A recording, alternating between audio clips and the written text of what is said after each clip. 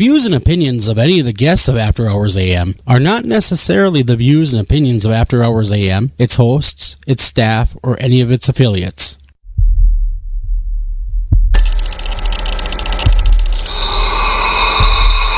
Welcome to the After Hours program.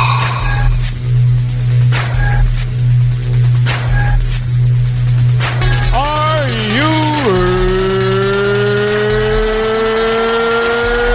ready? It's alive! It's alive! It's alive! Now broadcasting live from the After Hours AM studio, Joel Sturgis and Eric Olson.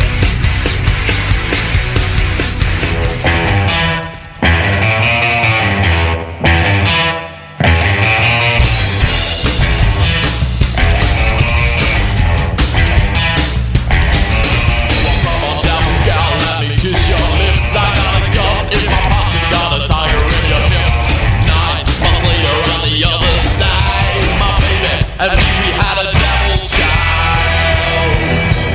Devil child got glowing eyes. Appointed and a well. Devil child got sold to buy. My baby had a devil child.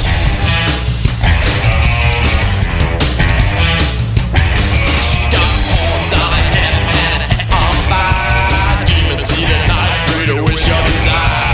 A dead shot of guns, blood, a vapor, a drink. A charge to the devil's cause. And welcome to this edition of After Hours AM. Everybody, I'm your host, Joel Sturgis. Right along with me is Mr. Eric Olson. If you can hear me, I'm back on the phone. I can hear you just fine. How you doing, Eric? Good, man. Hey, you know what? Give me 1 second here, guys. We kind of have a bit of a glitch. In the meantime, we're talking to Midnight Syndicate tonight. I'd love to play you one of their new tunes here. Right away into Christmas spirit, while we get that little phone issue taken care of. This is Little Helpers by Midnight Syndicate. It's a great little tune. It's kind of that scary, Halloween-y, but it's Christmas feel. So be right back right after this.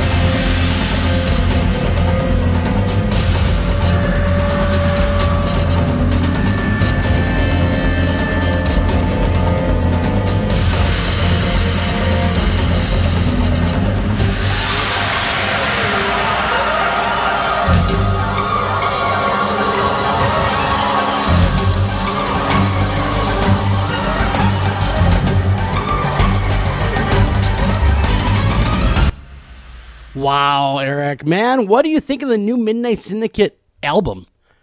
Whoa, I love it. I am an enormous fan of Christmas music, and I'm an enormous fan of Halloween music, as you well know. And this is an amazing blend of the two. We're getting the Halloween vibe in very traditional, for the most part, Christmas music. And in fitting with the kind of Victorian steampunky feel of it all, I think it's really, really amazing that they're bringing in quite old carols and classical music that fits the Christmas tradition, and then giving it the old Midnight Syndicate kind of gothy, creepy vibe. It's really an interesting combination. I think it works very well. Yeah, I do too. I got the album. I listened to it thanks to Midnight Syndicate, and they gave us a taste of the album. We listened to it at length, and I gotta say, I haven't heard anything that creepy in a long time, because I think it's the traditional Christmas carols, and you're not used to having them have that creepy vibe behind them. Because normally it's, happy, it's Christmas. No, they take you to a really dark level. And then they just kind of leave you there throughout the entire album. Right. Well, from a musical standpoint, from a purely musical point of view, what they did on a lot of the material is they've taken it from a major key, which is the happy, bright sound that we're used to for most, not all certainly, but most Christmas music. And then they're putting it in a minor key, and that gives it that creepy feel. And sometimes that's all it takes. I just heard a few weeks ago, way back in the Halloween season, I heard a bunch of songs or a bunch of tunes, melodies, that are real famous horror film soundtrack themes. Mm-hmm. And they changed them. Almost everyone, I think everyone actually, was in a minor key. And they changed them into a major key. And all of a sudden they sounded like a bunch of happy, chirpy Disney tunes. Well, I guess that would work if someone wanted to do that. But tonight, guys, I mean, if you didn't already know, we're having Midnight Syndicate as our guest on the top of the hour. And, it's been a long time since I talked to the guys, and they have evolved as artists since then. I think the last time I talked to them on an interview was when they did Cemetery Gates, which has been a long time. Or was it Dead Matter? One of the two. I think I interviewed them for both. And I got to say, it's been a long while since those albums were released. Yep, and I talked to them, within the last year, but it's been quite a while now. It was right around the Halloween season last year, and they were doing their live show for the first time ever in their 20-year career. They put together an amazing live show, and they were performing that at Cedar Point for the Hollow Weekends, and they chose not to go live this year because it took all of their time and energy, plus there's some travel. We're here in the Cleveland area, and Cedar Point's over in Sandusky. It's about an hour and a half or so. Maybe more for them because they're in more the northeast corner of Cleveland, and I'm in the southeast. So anyway, nonetheless, they chose to focus on this Christmas album this year and getting it out and getting it recorded. And I think they did an amazing job. The production, their studio work now, it's as good as anyone's. Oh, yeah, absolutely. It could have been recorded anywhere by any of the biggest, most famous producers in the world as far as sound quality, in terms of arrangements. I think it's really quite amazing what they've been able to do. It just shows how hard they've worked and how talented they are, and the fact that they've put 20 years into it. Yeah, it's hard to believe it's already been over 20 plus years that they've been doing this, and they've been kind of everywhere. They've been on TV, movies, you name it, they've been kind of doing it.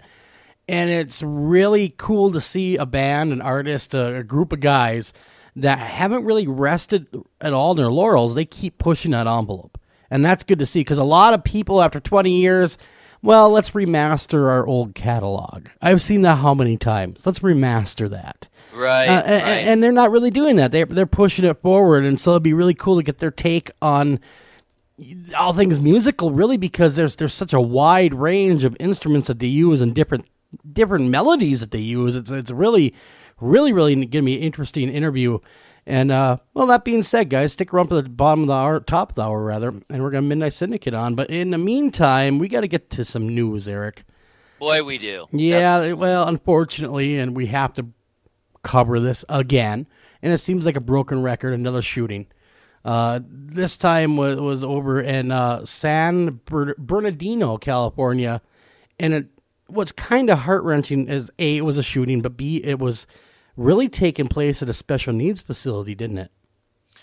Yeah, it was a government facility. It was a holiday party. There's still so much confusion. Usually by now, more than 24 hours after the fact, they've got things pretty well sorted out. But in this case, they don't. As far as they know, it's a couple. It was a married couple with a, speaking of tragically, with a 6-month-old baby. Oh. The guy was involved one way or another with the party. I guess this was his employer.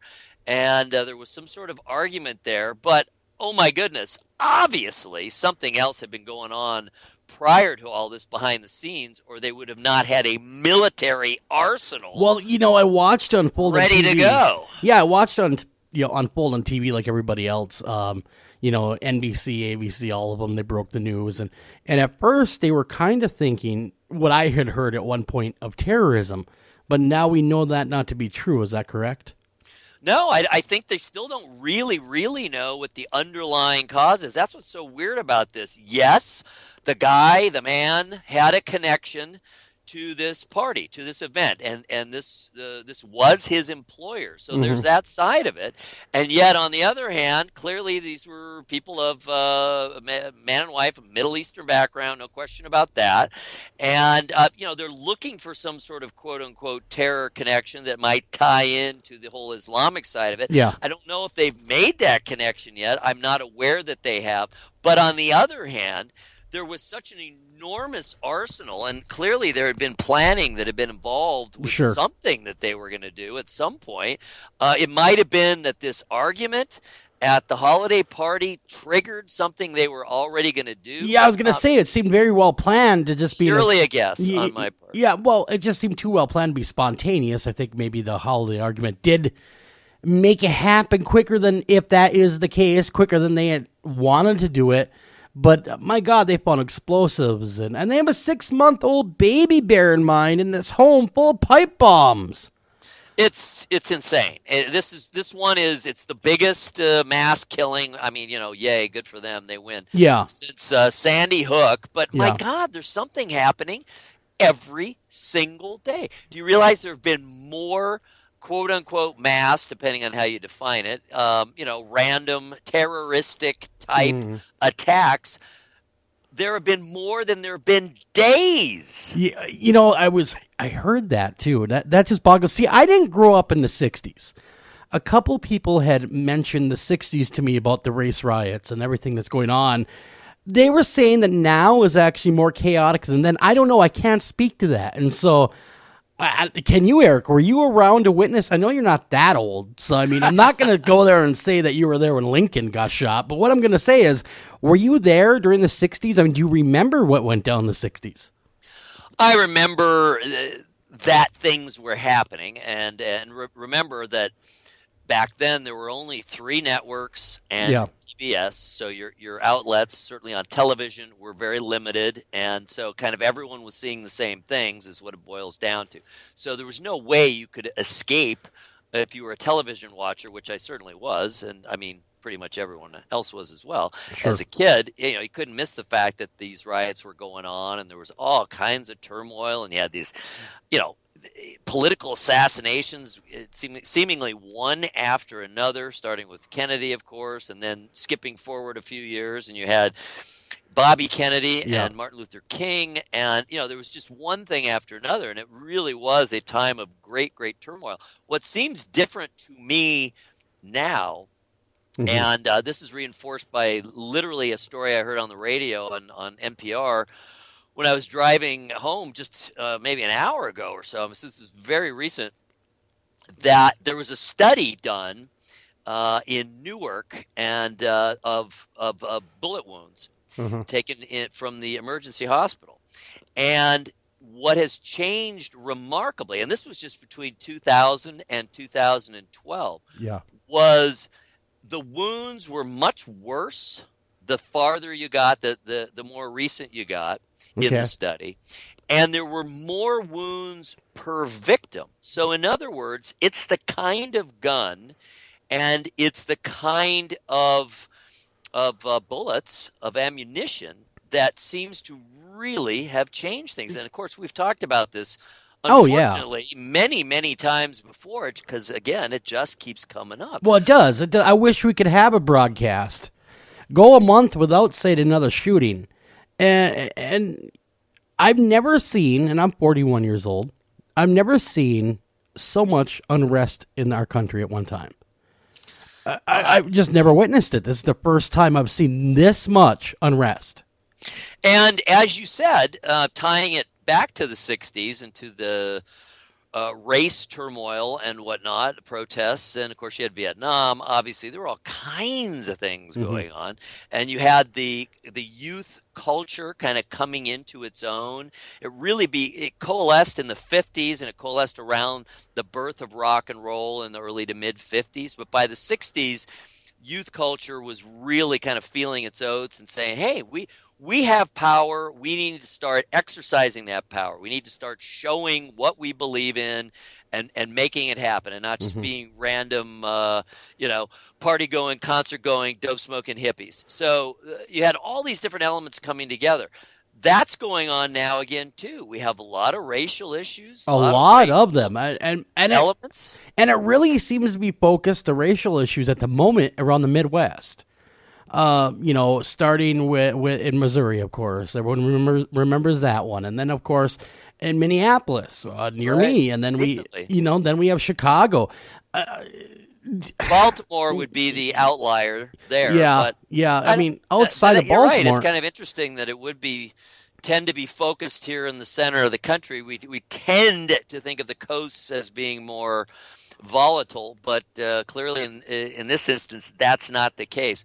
So I think you have a combination of these of awareness is really what's going on right now. I think in terms of on the racial side of things, I think you have greatly increased awareness of what's going on between citizens, especially citizens of color, and the police. And that's going on because everyone has their cell phones. Now, the other side of it, the flip side of it is the police are starting to have their body cameras, which and they that's starting should to be, becoming mandated pretty much across the country now, so that people are forced to keep track of what's going on. And of course, you have had the dash cams in police cars for years and years. So we're just seeing things, and when you see things, it's a whole lot different than just hearing it. When you see that video, look, people knew what happened in Chicago with the 18 shots. Well, fired. yeah, I was gonna say 18 shots that's- fired, and apparently 16 of them were after the guy was down. Wow, Okay? wow. So, that to whole bring story. him down, and then I guess 16 more to make sure he stayed down. So people knew that. I mean, those facts are out. This happened a year ago. Yeah, But the video just came out. Yep. That's what I was That's told. what's caused it. Yeah, and I don't know the answer. I just don't know the answer. And I know I see a lot of people on social media that happen to be white feeling like, okay, now we're being persecuted for being white. I mean, and so on that flip side of that coin, they're getting agitated as well. How do we come to that happy medium? Well, if I had the answer, I guess I'd be running for president. Well, you'd be a millionaire. Yeah. You and Donnie Trump would be debating right now. Yeah, I guess I'd have to be a billionaire to run for president. Well, yeah. At least to be leading right now. But the answer is people of goodwill need to communicate, need to assume goodwill on the part of the quote-unquote other side. Sure. We need to all see ourselves as Americans and not primarily as people of one race or another, or for that matter, one religion or another, Sure. et cetera, et cetera, et cetera. We do need to see ourselves as Americans first, and we need to assume the goodwill, until proven wrong, of course, the goodwill of others. If we do that, if we talk if we interact in a respectful and positive manner, then I think we can move okay, forward. here's the problem, Eric. Here's one of the problems that was brought to my attention. There it actually happened to me some years ago. I had a person of color told me flat out to my face, I hate white people. What if I were to say that to him? That you hate white people? That'd be silly. No. That I don't like people. If I don't like people of color, I mean that's what people are talking about now. Why? Where's the equality gone? I mean, why? It's getting down to this political correctness showdown as well. Okay, now people are just afraid to tackle the issue, and rightfully so. Don't get me wrong. I personally am not racist in any way, shape, or form. I believe that everyone and anyone should be really judged by the content of their conduct as well as their character. That's the way I believe, if that's the route you want to go. But that being said, it seems that it is a big stumbling block for us in this country, and you wouldn't think it would be anymore, race, but it is, and that's what's sad. You know what I think? Deep down, and I'm kind of, in some ways, I suppose, ridiculously optimistic. I think what we're seeing now is kind of that next level. Mm-hmm. This is not like the 60s when literally discrimination was either still legally authorized in some places and in some ways, or was at least de facto in place. And the legal changes that had started, I guess, in the 50s, basically, and continued on through the Voting Rights Act of the early 60s. Those were huge, significant changes. Mm-hmm. And you had a very significant portion of the nation, the white portion of the nation, what would seem appalling today, were just still flat out racist. Yeah. There's no question about it. Well, which seems so foreign to me because, now I was born in the mid-70s, graduated high school in the 90s, and I just see that concept you just said seems so foreign to me because I never saw it, never dealt with it. Because I grew up at a time where things were all integrated. There was none of this separation between the races. Heck, it was normal for me. And so I guess for people my age bracket, it's really a culture shock for us because we didn't live through the 60s. We didn't deal with any of that stuff. So it really shocks us. I think where we are now, back to my sort of optimism, is that I think we're ready to go, and people of color are expecting that the rhetoric meet the reality, or I'm sorry, that the reality meet the rhetoric. Sure. Like you, most people, and certainly people younger than you, my kids, who range between 31 and 11, absolutely, racial discrimination seems alien, utterly alien to them, and they don't, exactly get it other than kind of secondhand or third-hand when they're hearing about it, when they hear cases of it, when they see statistics about, who the police stop and so on and so forth. I mean, there is still racial profiling. That is clearly something that does go on. And it's a sad state of affairs that's still going on. Let's just be honest. It's sad. It's horrible. It really is. And people should not have to live in fear on any side of the coin. We're all Americans. I agree. So I think what's happening right now, is that people, and especially younger people of all colors, but I guess we're talking about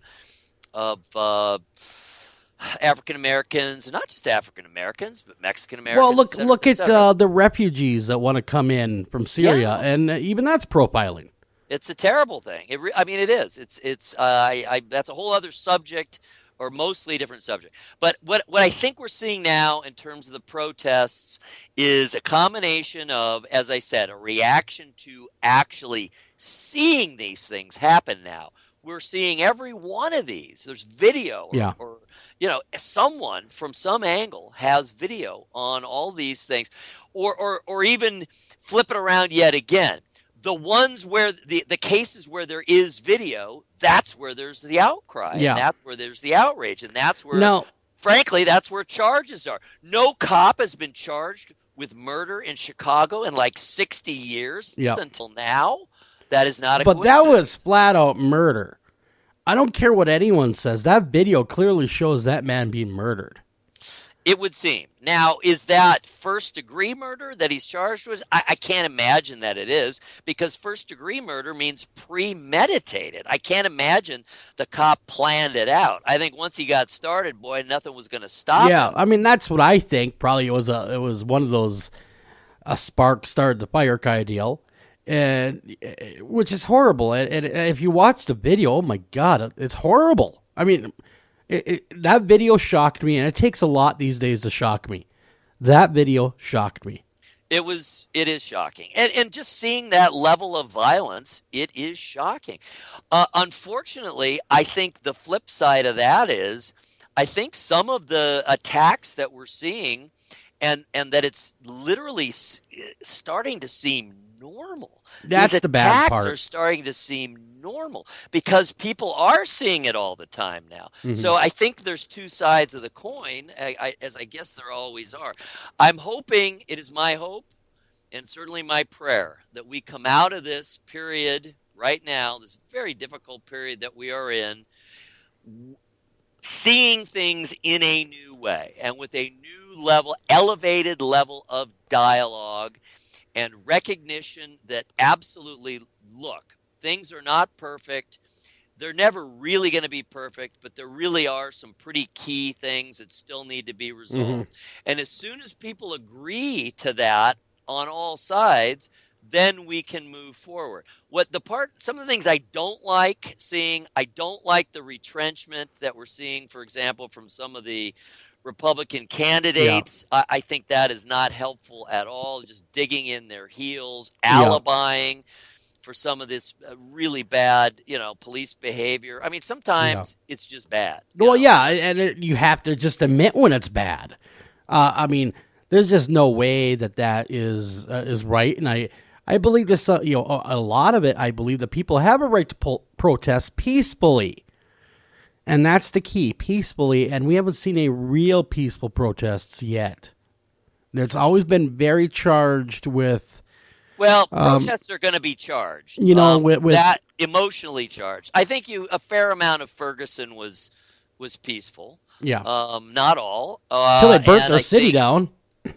The Minneapolis, remember, they were attacked. Yes, they were. Another shooting. Yeah, they were attacked. They were shot at, and I don't know, man. I just hopefully things get better quick. I hate reporting on this week in and week out, to be honest with you. It's like a broken record. I'm so done talking about it. It's awful, and it's all the lives lost, and it's not just the people killed, it's the people wounded, it's the people traumatized, it's their families. These things extend out, 3, 4, 5, 6 degrees of separation. And it involves something like San Bernardino. I mean, sure, you're talking about 30, 40 people directly involved, but think about it. I mean, that's expanding out to hundreds, if not thousands of people, plus just people in that town. And by now, if it was like an ISIS attack, they would have taken responsibility by now. I'm sure of it. I agree. If it was a direct ISIS attack, the thing is, what you don't know, and what they don't know yet, is was this a ISIS type inspired? Yes. Were these people just purely functioning on their own? But again, we don't know. So it's too early to speculate. But we'll keep everyone posted as it goes on. But until then, we got to run a break, everyone. But man, oh man, I just wish we all could love each other. But in the meantime, love each other and take care of each other. And we'll be right back right after this. But my gosh, I can't get over this darn shooting stuff.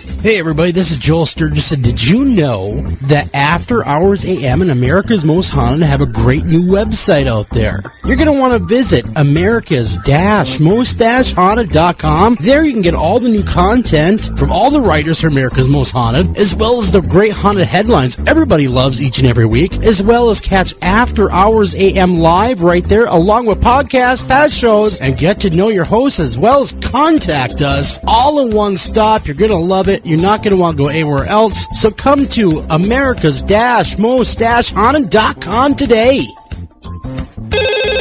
Ranger Station, Ranger speaking. Yeah, hi. I'd like to report a bear sighting. Location. My backyard. Oh, your backyard. Try telling a bear that. I did, and this bear talked back. Talking bear, that's rich. No, wait, it was Smokey Bear. Smokey? Why didn't you say so? I did say so. Continue. I was burning yard waste. No, boy. He told me to burn legally and responsibly, and to remember that if it's too hot to touch, it's too hot to leave. And as always, he's right. You know, 9 out of 10 wildfires are caused by humans. That means 9 out of 10 wildfires can be prevented. Yeah, I know that now. Thanks to me. Actually, thanks to Smokey. As usual, the talking bear gets all the credit. Get your Smokey on. Always burn responsibly and contact your local fire department for open burning regulations. Because 9 out of 10 wildfires can be prevented. Brought to you by Smokey Bear, the U.S. Forest Service, your state forester, and the Ad Council. Learn more at SmokeyBear.com. Only you can prevent wildfires. Hi, Tom Bodette. If pop culture is to be believed, roughly 40% of all people are actually vampires, or dating one. Well, undead or not, you can always save on a clean, comfortable room at Motel 6, even if you sleep during the day because direct sunlight turns you into a pile of sparkly coffee grounds. Speaking of which, we have free coffee every morning. You day sleepers may want to go for the decaf. I'm Tom Bodette, and we'll leave the light on for you. Book online at motel6.com.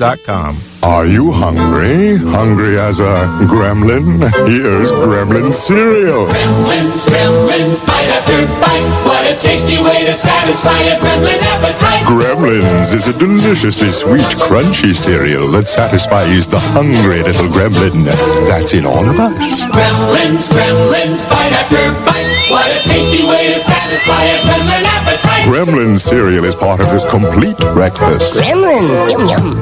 Taking a family of 5 to the amusement park can cost a small fortune. Oh, yeah. So to save some money, we thought, hey, let's bring the amusement park to us. Yeah. Go ahead. All right. Step right up, young man. Are you ready to ride the Wacky Waterfall?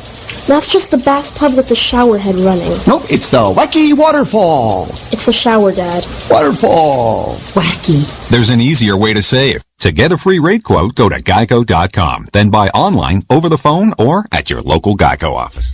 Do you have a question for our guest tonight? Don't feel like calling the show? Not a problem. Email those questions to afterhoursam@gmail.com. Again, that's afterhoursam@gmail.com. Human sacrifice, dogs and cats living together, mass hysteria.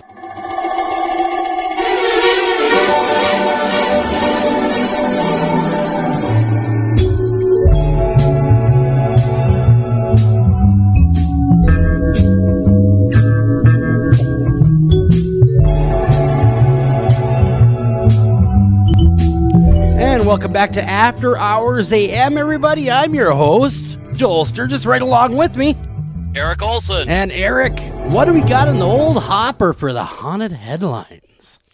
We got all kinds of cool stuff. I love cool this stuff. Picture. It's so lame and dumb. Everyone should go to Twitter and check out the AM Haunted account. So which picture are you talking about that's lame and dumb? Are you talking about the first one?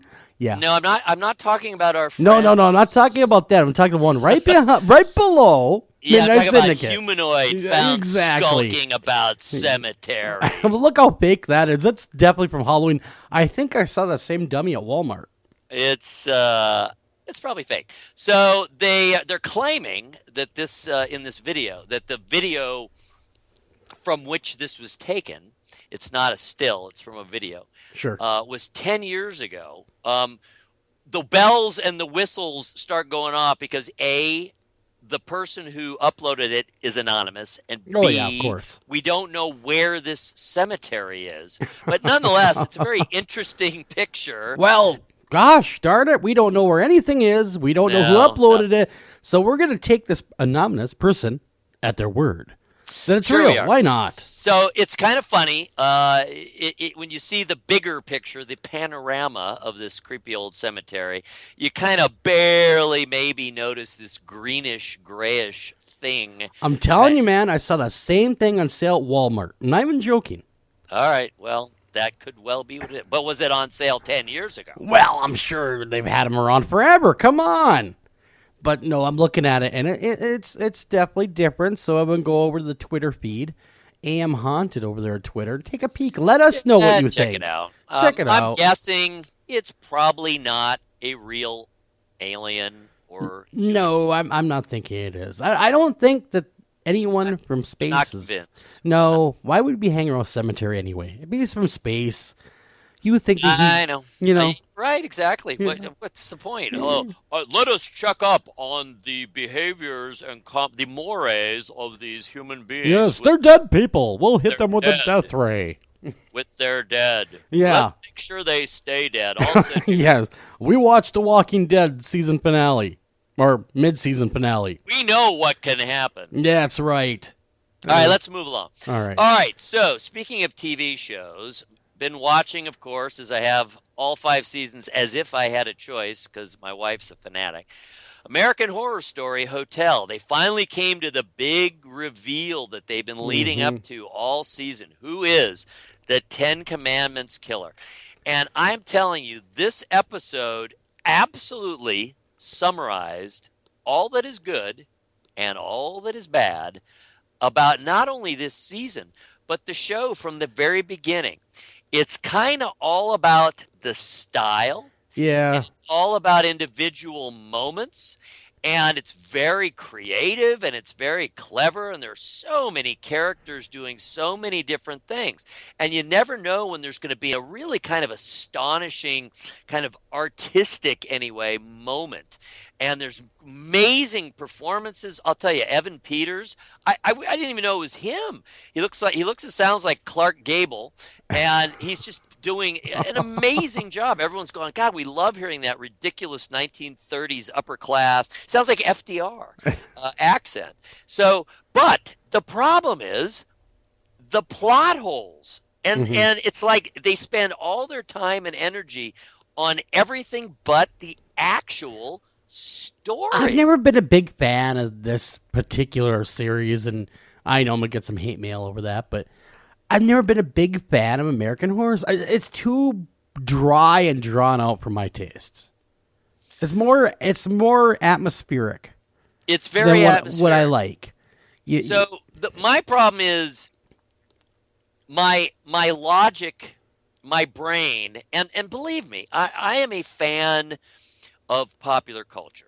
I like watching TV. I like watching movies. I like going to plays. I like listening to music, kind of whatever it is. I'm not super big on ballet. That probably just because I don't know very much about it. We did do a great show on ballet, though. We did an excellent job on ballet. I'm also not a huge fan of opera, again, mostly because I just don't know very much about it. But pretty much anything else you could name, I like. Yeah. And so the bottom line is I know how to suspend my disbelief. I don't mind doing that. So there's got to be pretty obvious, blatant holes in the logic and in the plot arc for me to notice. And for me to notice so much that it annoys me. And that's what happened. All this great work, all this build-up leading up to the reveal of, I better not say. No, we'll get hate mail. But I will not spoil it. But it was revealed who the 10 Commandments killer is. And the problem is, ultimately, it just didn't make sense. No, the whole series doesn't make sense to me. I don't get it. See, I'm a Walking Dead. See, there's two kind of fans there. Walking Dead and American Horror Story fans, really. I'm a Walking Dead guy, man. I like my shows to have, action in them once in a while. And to have action in American Horror. Well, but not Walking Dead kind of action. Not typically. I mean, there's horror. There's no question. Yeah, I mean, I'm just saying. It's not a bad show, and I will get caught up on it. It is in my queue to watch. I will definitely do that. All right. So anyway, I encourage, here's a combination of the Twitter feed, the at AM Haunted, and our website, which we desperately want people to visit Yes, and come see us. interact with us. Leave comments. Get down with your bad self, for good or for bad, on the site. So I wrote an article all about what I'm just talking about now, American Horror Story, 10 Commandments Killer Reveal. Go check it out. Yes, there are certainly spoilers. Don't read it if you haven't seen the episode yet. It was last night's episode. But if you have, please do. Go check it out. Let me know if you agree, disagree. And our site is americas-most-haunted.com. And the American Horror Story episode review, not really a review, more of a complaining essay. But I say lots of good Did you things. whine? Did you go to the level of whining in it? No, I vehemently complained about the things that bother me, and I praised highly the things that didn't bother me. Well, that's fair enough. I think it is. Speaking of the site, so now we're on America's-most-haunted.com. Just below the American Horror Story thing is a review of our guests' tonight's latest album. Isn't that a great album? I love it. I like it. A ghostly gathering. Well, as I was saying, I love Halloween music, quote unquote, and I certainly love Christmas music. Every December, I'm there. Now, I don't start early because you got burned out on it. Oh my god, yes, you get burned out. You know, what I mean, you just die because. And I really get pretty dense with it. In other words, I listen to a lot of it. You know, we'll put on we have a recorded. We still have the old, now it's old, 5 years or so, Bose system where we have stored, I have, hundreds and hundreds and hundreds and hundreds of songs, probably in the thousands, of Christmas music stored. And so we just put it on random and let it roll when we're home. Sure. We're in the car, we'll listen to Sirius XM holiday channel. So in other words, we're hearing a lot of it. Plus we're playing it. Mm-hmm. We play 2, 3, 4 songs depending what configurations in church. On Christmas Eve, I do one with my daughter. This year I'm going to do one with my son. We do one all together. My wife got involved last year. That was fun. It sounds like a good time. You guys have a holly jolly Christmas on your end. Oh, all of it. So anyway, you gotta do it all. Point being, love Christmas music.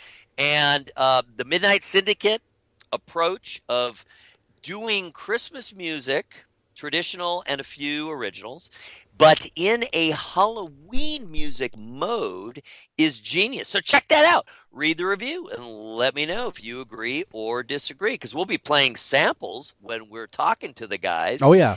In the next hour. All right, let's head on back. Well, I got to say something first before we keep going. Please, I went and saw the newest Hunger Games movie, or the last one with the other half, the missus. So I took her, but it wasn't the movie that grabbed me. It was the trailer for Superman versus Batman.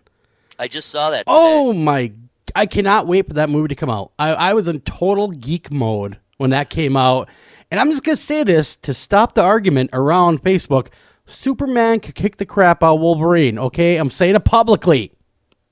Be done. Superman is, let's face it, apart from kryptonite and clever and invasive use of kryptonite, Superman is invincible. The dude moved the world, okay? All right. He literally turned the spin of the earth backwards. Exactly. So I'll leave it there. I'll stop being a geek here for a minute. But I just had to throw that in there. It was a great trailer. Great. Can't wait to see the film. Found out who the villain is. Yes. It's that, the name's on the tip of my tongue. He's playing Lex Luthor. Jesse Eisenberg. Yeah, he according to the trailer, he's going to make a great villain. I think he's a really good actor, actually. I've heard that he's had some trouble in the old PR department lately, though, so, hopefully he'll recover from that. I hope so. And why, the one thing I didn't get is, why did Lex Luthor have so much hair? That I noticed as well. He was a very hairy gentleman. He was hirsute. Maybe he did not want to shave his head, Jesse. Maybe because Zombieland 2 is coming out, he wanted to keep his hair. Well, maybe he's wearing a wig. Maybe Lex Luthor is wearing a wig. Who knows? I don't know. I didn't get that deep into it. I just thought it was a great trailer. And I like seeing Wonder Woman. She looks sturdy and hot. Oh, come on. Back in the day when Linda Carter was playing Wonder Woman, what adolescent boy did not enjoy that film? I don't know. You know, that move, that show, a TV show. Yeah, right along with Dukes of Hazzard. Come on. It was rollicking. It was. But anyhow, getting back to the haunted headlines, man. I'm sorry. I had to stop you there. And it was on my mind to bring it up. One should always speak one's mind. Yeah, I try to once in a while, but my mind is a bit of a vacuum at times. All right. I understand. As is mine. All right. So moving along back to @AMHaunted on Twitter. Really cool article. It's not too long. So for those of us who are don't have extra time, but really fascinating. It's a survey of how we have perceived Martians over the last 150 years. It's hard to believe it goes back that far. Yeah, I know. It's and how far have we come? Have we really come that far in the way we perceive them? I mean, come on. Not really. And what's so fascinating is we really have come full circle in that I don't think there's anyone now, certainly not people, scientists and those really amateur scientists, people paying attention. I don't think anyone's going to really be shocked if they do end up finding some sort of life on Mars. Of course, it's going to be very rudimentary. It'll be microbial. Probably, yeah, you know microbes. What I mean? But, there's water, there's, plenty of room under the surface. And there's certainly, there's caves, there's tunnels, there's this, there's that. There are heat vents. There's all the things that you would need. So even though the surface is unbearably cold, really super cold, the fact that you have water, the fact that are times when that, even now, after billions of years, that water is still in liquid form at some times. It's very salty, and it only lasts for a certain amount of time. But they're absolutely sure now that there is liquid water at certain times of the year on Mars. So you combine all of that. It means obviously there is water under the surface. As long as it's not some new and crazy disease that they bring back here. Yeah, they better be careful. That is for sure. So anyway, it's a link to a survey of our view, of the human view of Martians over the last 150 years. And that story comes from Atlas Obscura, which is a very nice sort of travel-oriented site. Totally digging it. All right, let's move on. Archaeology, which I love. I'm always interested in it anyway, but I think I've mentioned my oldest son, is an archaeologist. Well, that is cool. See, ever since Indiana Jones came out, I've been in on it. Loving archaeology. It is a cool pursuit. So they have found in Spain a 13,800, it sounds pretty precise for wow, a rock. It does. That's some precise dating. Are you sure it wasn't 13,814? Yeah, are you positive on that? That's what its birthday is. Are you sure now? Yeah, well, but they're saying 13.8, so, back in the Paleolithic, and it's the earliest that they've found yet, rock drawing that depicts any kind of human man-made structure. It's a hut. Huh. Well, at least it was a UFO. Oh. Yeah. Oh. There are those who might say just that. But no, it's pretty clearly a hut because there's 7 of them, and they're in a circle. Yeah. And the artist was pretty clearly, even though, using the very difficult medium of rock on rock, to create this thing. But the artist, he or she, was pretty clearly trying to create perspective. How cool is that? Yeah, it was moving forward in their art form. Come on. Give them props to that one. Almost They're working. 14,000 years ago. They didn't have a paintbrush, not even a Bic pen. They did it all right. Are you getting charged up about the X-Files? I am. I am. 6 weeks away? But there's not going to be any UFOs in it. Did you hear that? They're not going to have any UFOs in the series. Really? And really, Mulder was all about UFOs. Remember? How do we know? Because I saw a spoiler. I was pervy to the part of the first episode. Oh my! And they don't even mention UFOs at all anywhere. Well, the promo, and boy, there's sure been a lot of promos. The promo that just came out, I guess yesterday, was just released. I just saw it today. Appears to show a UFO, and the tagline on it from Mulder is, "We must ask ourselves, are we truly alone? No. Or are we being lied to?" Well, we're probably being lied to be honest with you. But how do you think the series is going to do with our new audience? You know, a generation apart from when it first aired. Or do you think that Dana Duchovny and the lady that Jillian, right? Do you think that they're poor? And that's why they're doing X-Files? They run out of money? I can't imagine that either of them are poor. No, they've actually both been pretty busy. Gillian Anderson, yes. Yeah, she was hot, though. Oh. She still is. Oh, I know she is. I'm just saying, back in the day. Yeah, I always liked her. You know, I've always liked her. Yeah. She's been very busy, very active. She's in a bunch of different shows. She's been in movies. I don't think she needs the money. And, of course, Duchovny has been very busy himself. He's got his Californication series. Have you ever watched that show? Have you ever watched? watched? A couple times. It was just too dumb. Yeah. I watched it for like 20 minutes one time, just because he was in it. Exactly. No, I'm good. Yeah, I don't need to watch. It's about me. But nonetheless, he still has it, and I'm sure he owns part or all of the show. And so I'm sure they're doing just fine. I think it was a chance to maybe do it right, because remember the way it ended? I mean the ending. The way it ended, it kind of trickled out. And then the first movie was good. The second movie was not as good and was kind of confusing. Now, I have a Hollywood insider that I know very well. And he told me that there's going to be a reboot of the series of Star Trek, the original series. Yes, I have heard that as well. And that will be interesting how they pull that one off. It certainly will. It'll be more interesting than the X-Files, because now we're really deep, reaching really deep into the archives of TV. Well, back to the 60s. Yeah, how have you felt about the latest series of films? I like them. I like them a lot. I think that they're very good, and I like them better, and I know I'm going to get yelled at for this. I like them better than the Star Wars films, to be honest with you. Well, I like the original 3 Star Wars. Yes, but I'm talking about the new ones that came out, those Star Wars. 3. With Boba Fett. I'm not a fan. And everything now is Star Wars Awakens, and that's almost ad nauseum now, to the point where I don't want to see the movie. Boy, it better be good, I'm telling you. It better be awesome. Because for all the buildup, holy cats. Oh, everything is Star Wars. Heck, I think I bought diapers for my 2-year-old, and I could have got Star Wars diapers. They know how to merchandise. Oh, they do. Them and Kiss, man. Serious merchandising. By the way, as we're running out of time, and since we're in this TV mode, did you see Supernatural last night? No, I did not get a chance to see Supernatural. I was busy doing radio things, unfortunately.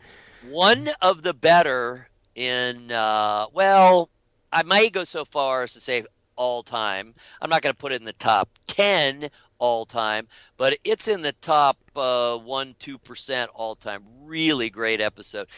It was one of the ones where it's more lighthearted, but it wasn't really lighthearted, because ultimately the message was very, very serious, and it was so well done. And what they'd had was imaginary friends, and Sam, when he was a boy, being neglected and left alone for long periods of time. Sounds like my childhood. As a little boy, he was left alone as his father and brother were out hunting, older brother. And so he had this imaginary friend. Well, as it turned out, these imaginary friends are real. They're actual entities, and they know each other, and they hang out with each other, and they're pals with each other. And their job, they have an actual job, is to help children through difficult periods. So you had this character who came back, who had been Sam's imaginary friend when he was a boy, and he came back needing help because one of his fellow imaginary friends had been murdered. I'm going to have to look at that episode. That sounds like a really good one. Good. Yeah, because they've been kind of stagnant for a little bit. It'll be nice if they come back with a good one. It was really good. So check it out. Yeah, it's a little more lighthearted. It's a little different, but really, ultimately, the message is quite serious. So, Matt, why don't we end on this? Because this is something, man, I think about this every year. Go ahead, man. Lay it on me. Winter solstice. If we have a winter. Stonehenge. Wouldn't you love to do that? I would love to do that. That'd be awesome. You offering to buy me tickets? Is that what I heard? Yes. All right. When the show returns to full syndication. There's always a caveat to everything. The world. Then you'll buy me tickets to Stonehenge, is what you're saying. Okay, well, then we'd have to go together then. Yes, we'd have to sit there and stand there and watch it go down. So everybody, tell your friends about After Hours AM. I want those tickets. Yeah, we want to go. I've never been to Stonehenge, so I want to go, just because it's freaking Stonehenge. And look at all the discoveries they've been making in that area over the last 5-10 years, or just the last year for that matter. But the whole point of the place, or at least one of the main points of the place, it is surmised, was for the solstices. So winter solstice being the single most important. But do you think that they had virgin sacrifice there during the solstice? Oh, they may have. That They may have. They might have. I've heard that about that place. Look how far back it is. We're talking 5,000 years. That they might have, offered up a virgin or two. Every now and then? Every now and again, just to keep things good. Yeah, Yeah, I'm not big on sacrifice. I'm glad not anymore. Gotten away from it. Yeah, I kind of curbed that hobby. Really not what I do anymore.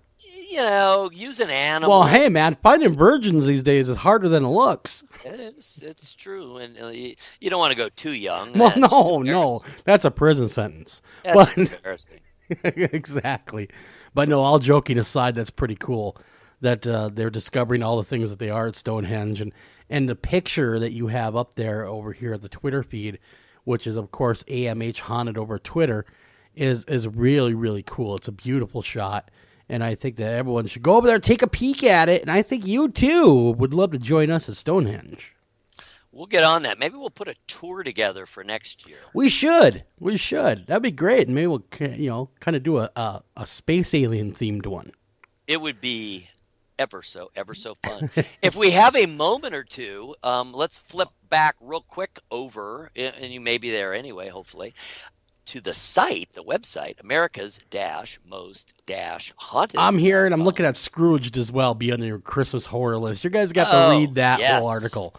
That's that. You make a compelling argument. Thank you. We watched it. That was the very first one we watched. I think it was literally Thanksgiving night, and that once that barrier is passed, once you've had the Thanksgiving meal, you are now allowed to indulge in the Christmas season. I have decreed. So we watched Scrooged first because it kind of met everyone who was there, met their interest.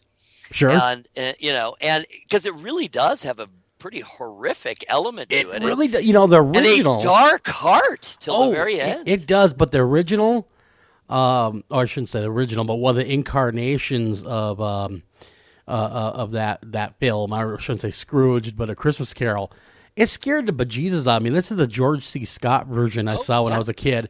It scared the living tar out of me. Every version is scary if it's done right. Oh, my God, it was scary. But what did you have to say before we get jet off here for Fox News?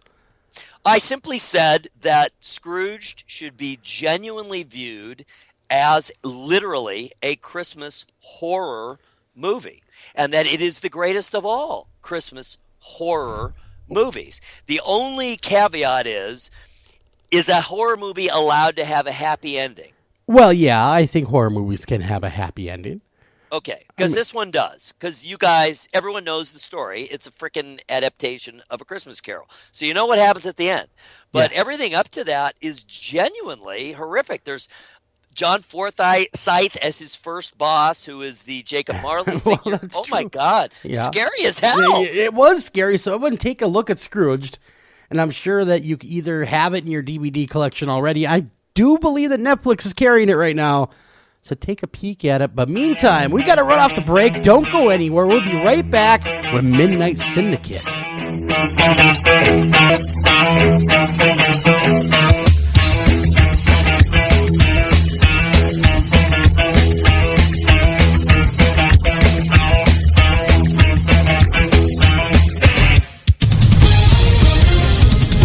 From New York, The Fox Report. I'm Chris Foster. It's not officially being called terrorism yet. President Obama says it may well be. Yesterday's mass shooting in San Bernardino, California. Fox's Jeff Manasso's there live. Chris, we're here outside the home where the shooters lived, here in Redlands, where Police Chief Jared Bergeron describes as a pipe bomb factory. There were 12 pipe bomb type devices found in that house or in the garage to that house.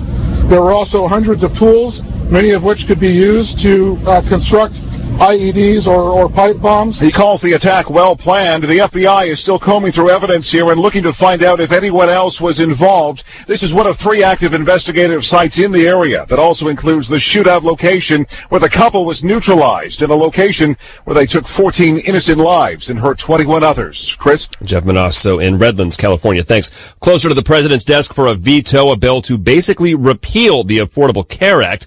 Fox's Jared Halpern's at the Capitol. A 60-vote threshold has prevented Senate Republicans from passing any repeal to the Affordable Care Act, but a rarely used budget reconciliation package changes that, setting up a simple majority to strip major provisions of the law. Americans are tired of being condescended to.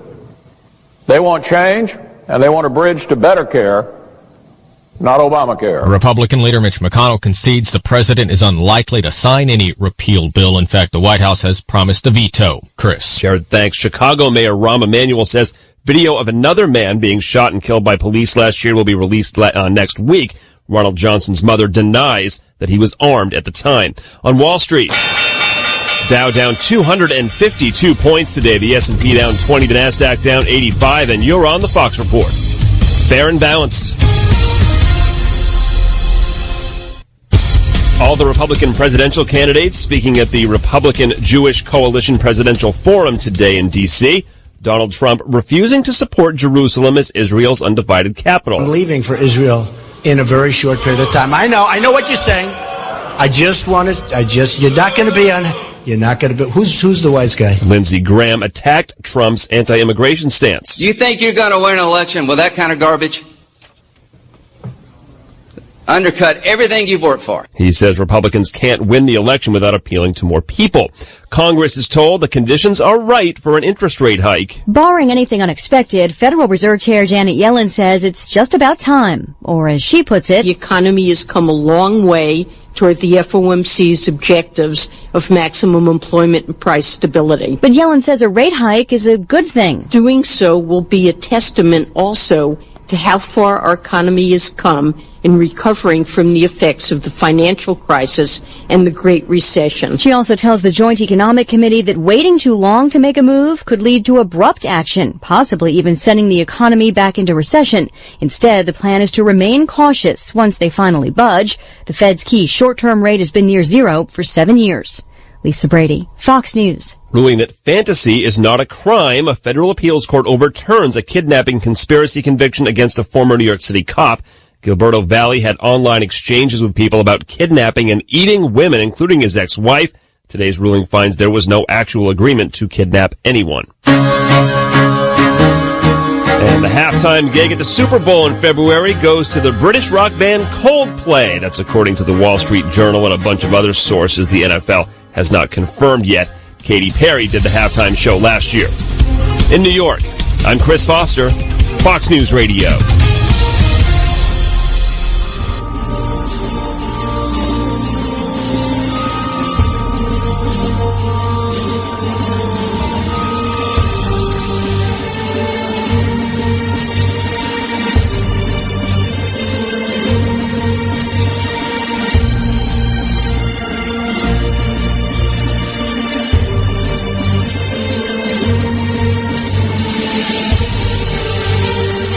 Welcome back to After Hours AM, everybody, the show that likes to scare the hell out of you, but also wishes you Merry Christmas.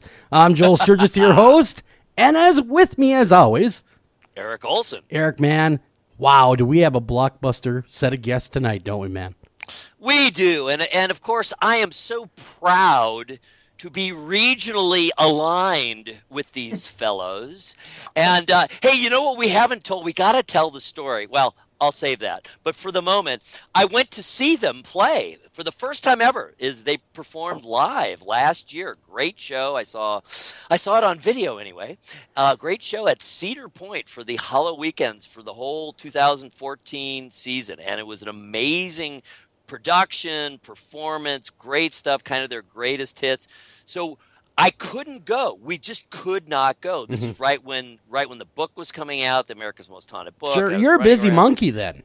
Come on. I was just running around doing all this crap. So finally, we're making it. It's the last possible day to see them play. And we get over there. I had literally been down in Springfield, Ohio, driven back home to Cleveland, and then over to Sandusky. We get there, and there is a frickin' tsunami blowing forth on Lake Erie. There's 80-mile-an-hour winds. People are flying by. I see the Wizard of Oz house. Wow. We got to turn around and go back. They wouldn't even let us in. Well, that's a horrible, horrible story, Eric. I'm sorry that happened to you. It really did. So you're not experiencing PTSD from that or anything, are you? I hear rumors that it was really a nice show. So moving forward, they didn't do the live show this year because they were working on this amazing Christmas album, and it is called Christmas, A Ghostly Gathering. Welcome to the show, Midnight Syndicate. Thank you. Hey guys, I gotta say right off the top, great new album. It's like we're saying off the air. It takes all those Christmas carols, or a good majority of them, that we grew up with as happy melodies, and it gives it that darker twist. And you guys did it just perfectly too. You didn't go over the top. It was just perfect.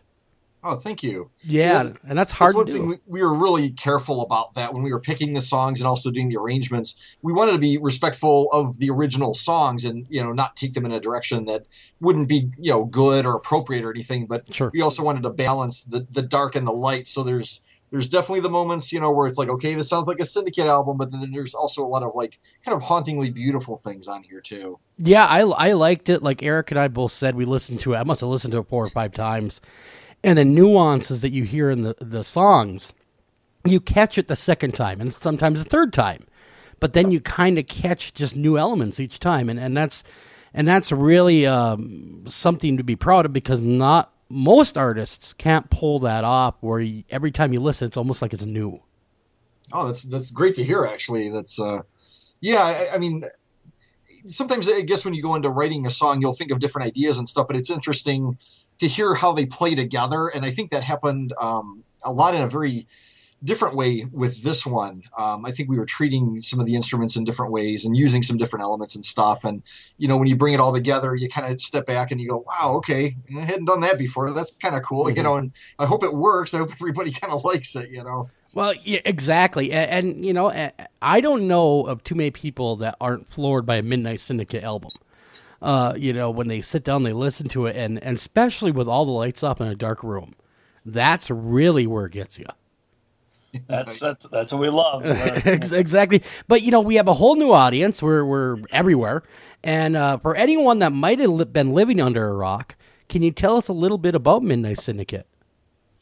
Well, for almost 18 years now, Gavin and I have been making what we call soundtracks to imaginary films. Midnight Syndicate takes orchestral, instrumental, movie-style music and blends it with sound effects. And the goal of what we do is just to create these wonderful worlds where you close your eyes, listen to the album, and you're transported to a world or a movie, maybe of your imagination, of your own imagination. Artists love to use it while they're creating, or it's great for listening to while you're reading, or just trying to get in the right frame of mind for some sort of creative project. But of course, most people just like kicking back and listening to it and losing themselves for an hour or so. Most of the albums are very dark and horror themed. That was the niche that we hit. We saw that there were really back in 97, 98, there weren't really any good Halloween music CDs out there. that weren't kind of hokey or cheesy or Monster Sure. Mash rehashes. So we kind of went after that, and we took our soundtracks and made them horror themed. It's what's comes natural to us. Put them out there, and just we hit a niche in the market, and a bunch of people just started gravitating to the music, and we took off. And every year since then, we've released a new album or had a new project out there. We have 18 albums now, a couple movie soundtracks in there. And it's been a great ride, but pretty much everything up to this point has been Halloween, horror, and this Christmas album, as Gavin said, was a step for us, and that we were just using different sounds and things that we had never done before, which is exciting. What I wanted to talk about, kind of as the critic, quote unquote, and I did write this review that I felt very inspired, which sometimes, you write a review, it's, I got to write a review, what am I going to do? It wasn't that way at all. It was, I'm going to write about this, and I'm very excited about it. I sat there and listened to it a few times through, and while it's almost exclusively instrumental, what's really amazing to me is how evocative it is, and it really does tell a story. And that is something that's very difficult to convey unless you're being really obvious, and you're not. And you're telling this story, and I think the title, is exactly what it is. Christmas, a ghostly gathering, and you feel these spirits coming and going, and some are lighter and some are darker. And I think the blending of the largely older Victorian and earlier era music, Christmas music, it's carols, it's classical pieces that you guys have adapted, and then a few of your own originals that really fit well within that. And I love seeing Krampus, of course, because, man, who doesn't love Krampus? We're going to have to play that track here before we get to the commercial break, though, because that one, the Krampus one, or how do you pronounce that exactly, Eric, in your neck of the woods? Well, if you're American, it's Krampus. See, now when we were growing up, Germanic, it is Krampus. That's how we used to say it as kids, Krampus. But I'd like to play that track here in a little bit, because that one really, because of Krampus, is really, for some reason, been very popular this Christmas. And I think that maybe Christmas as a whole is starting to take that shift too, where people want this scary in Christmas to some extent as well. I mean, it's only natural, because quite honestly, there's only so much gingerbread men and great awesome stuff and fluff you can handle. Are you playing it now? We will be in just a little bit. All right. Well, just to finish that kind of pretentious writer guy thought, what I was thinking about and what came to mind as I was listening to this music is it really reminded me about the whole Dickensian Victorian era, and that's really where our modern Christmas was invented. That's where it came together, both in the UK and in the US. It was in that era. And in that era, and there are still bits and pieces of it that survive to this day, the winter season, the Christmas winter season, was seen as the perfect time for ghost stories. Oh, That's absolutely. when they told their ghost stories. Yeah, I mean, look at Christmas Carol. I mean, exactly. The most popular Christmas story of all time, besides, birth of Jesus and all, is a ghost story. So this is a perfect blending, I think, the album, and evocation of that feeling and of that era. It's very Victorian in a non-pretentious way. Yes. It's very steampunk. It's super cool. I think it's great. But I think we have to play a full track for people to really grasp it. We are going to play Krampus right now for everybody. Take a listen to this. I think you'll agree. It's got that chill element to it.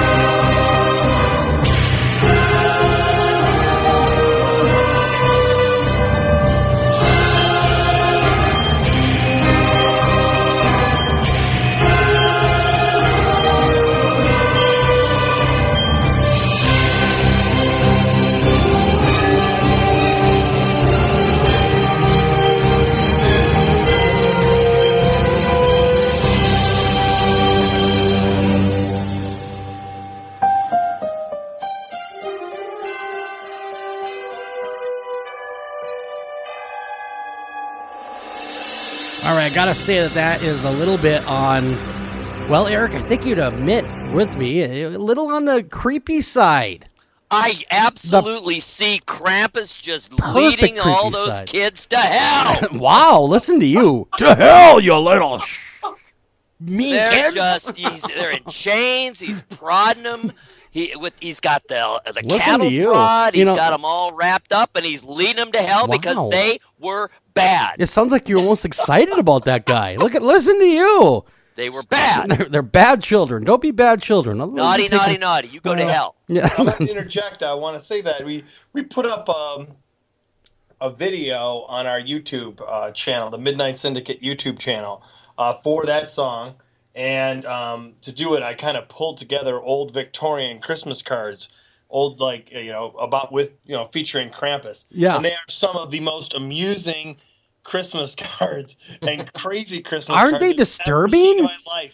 It's Krampus with little baby heads, like pictures of babies that are like in our time to be photoshopped, but then they were actually just cut out pictures of babies' faces on like a broomstick going up into the sky. And another one, it's a pot with the little baby heads in there, and Krampus is sitting over there with a pitchfork. He's gonna eat the kids. Oh, There's a that's big so pot. creepy, It's man. just like it's Oh, Merry Ed. Christmas from Krampus. Edward, that is creepy. That is creepy. Yes, it's pretty awesome. But We have really seen a resurgence of Krampus, and they've always had the festival over in Germany and Austria that has continued on, and you have all these different variations, the amazing costumes, the full body costumes, and that's been going on all along. But Americans now are really grasping and really taking Well, you know what? Krampus. Want to know why? Because we don't like these darn bad kids. We're sick of it.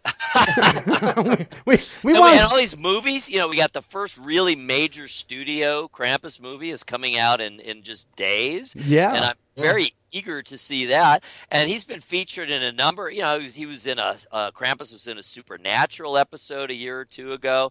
I mean, he's been really He's getting a making lot his of rounds. praise. I think He's you making his guys rounds. have hit the zeitgeist on that one. But I think we'd be remiss if we didn't talk about them as artists individually, because they're crazy talented on their own. But then when they bring their stuff together, everyone knows you as Midnight Syndicate. But Gavin, I mean, what brought you to music? I mean, what was kind of the thing that brought you to this kind of music or music in general?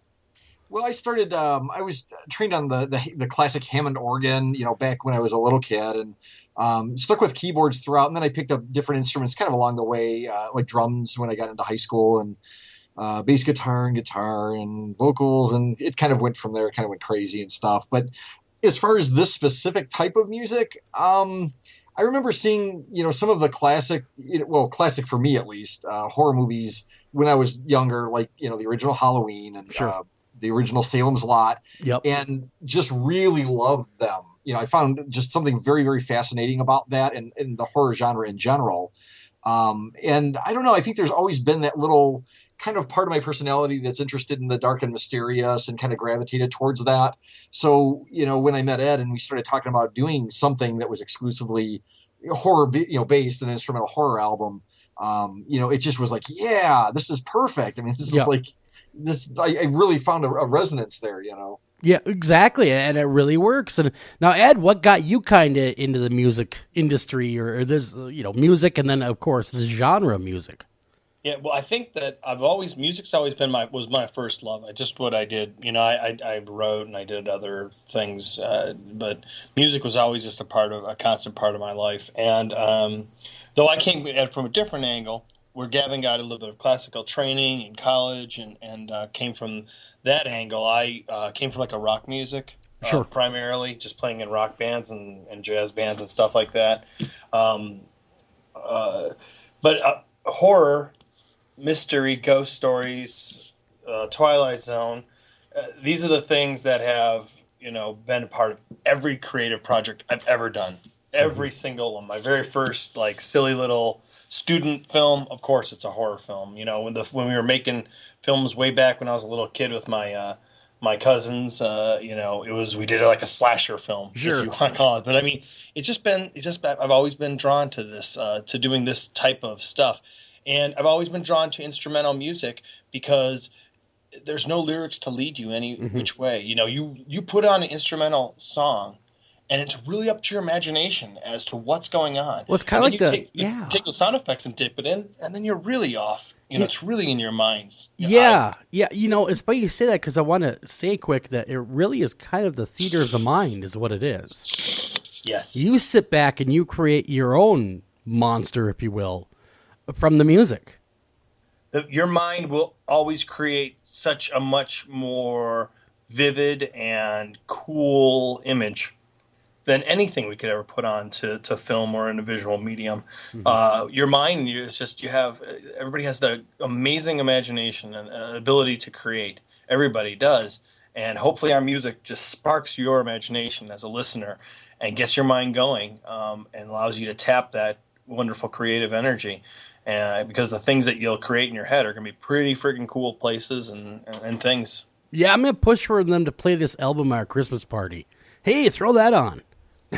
I think it would. It's just not so crazy. There are like a couple songs like Up on the Housetop that are like clearly normally very up-tempo, happy tracks that we've flipped. But so many of these other songs are just slight variations of what was originally there, just taken in a slightly different direction. The end result is it's not that crazy of an album. It can be enjoyed, and it is currently being enjoyed by a lot of people that aren't even into Halloween music that much, or they're getting turned on to our stuff because of this album. And there's certain family members on for me that they say, oh, this is the best album you ever did, because maybe they're not as much into the horror, but sure, they're really enjoying this. So yeah, I think it does have an appeal. I don't think it's not so crazy, I think. Well, the first time I heard the album or heard of the album, I thought, okay, guys, let's see how you pull this one off, okay? Because I've heard a lot of your music over the years, and I was thinking, how are they going to spin this?